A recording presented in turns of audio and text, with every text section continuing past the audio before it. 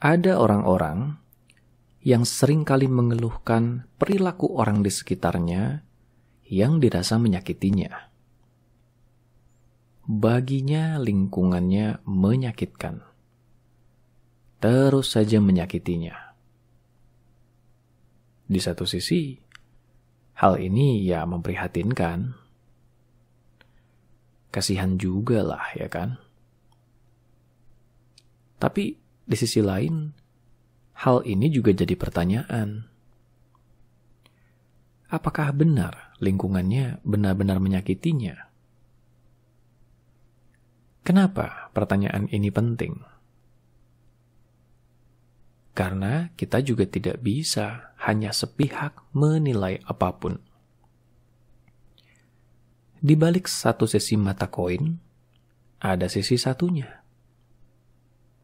Begitu juga di balik setiap kisah.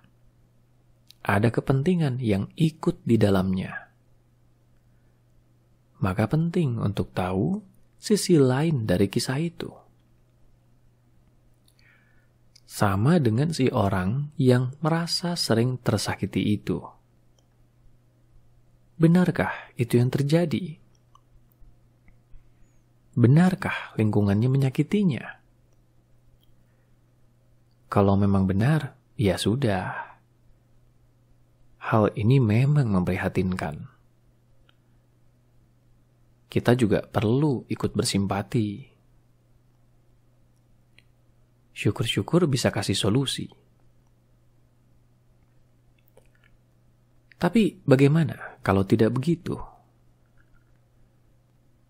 Bagaimana kalau bukan lingkungan yang menyakiti? Maksudnya bagaimana? Sederhananya begini. Jangan-jangan bukan lingkungan yang menyakiti. Tapi si orang ini memang dasarnya sudah penuh luka sejak awal. Kalau diumpamakan, lukanya bahkan di sekujur tubuh. Sampai-sampai tersentuh sedikit saja langsung sakit. Bahkan meski sentuhan itu tidak bermaksud menyakiti. Bahkan ketika hanya menyentuh. Nah, kalau seperti ini jadi lain kan? Paling tidak kita tahu bukan lingkungan yang menyakiti. Atau paling tidak lingkungan tidak bermaksud untuk menyakiti.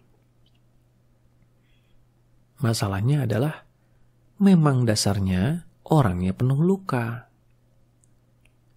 Ya, susah juga. Tersentuh sedikit saja. Sakit. Perih.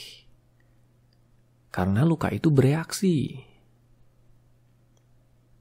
Artinya, kalau kita merasa lingkungan kita jahat, sering menyakiti, meski mungkin saja itu benar, coba deh buka diri kita untuk ikut menyadari. Jangan-jangan bukan itu yang terjadi. Jangan-jangan kita sendiri yang dasarnya penuh luka. Luka itu sudah ada sejak lama. Lingkungan tidak bermaksud menyakiti. Mereka ya bersikap biasa. Tidak ada maksud buruk.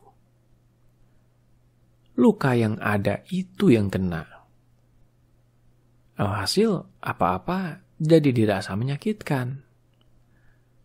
Kita sering menyebutnya sensitif.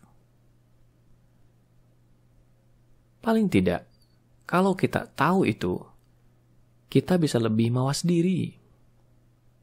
Bahwa masalahnya ada di diri kita sendiri.